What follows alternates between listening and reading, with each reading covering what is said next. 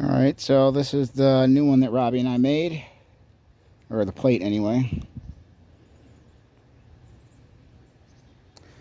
It's funny, I didn't realize this has actually got a slight, like if that's here, the plate's here, but that's actually, I welded it right against the factory perch.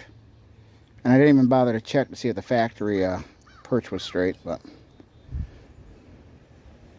got that at the proper angle going out and everything, so it'll be fine. I mean, that would explain why the original one had a more wear to the one side, because it wasn't right from the factory.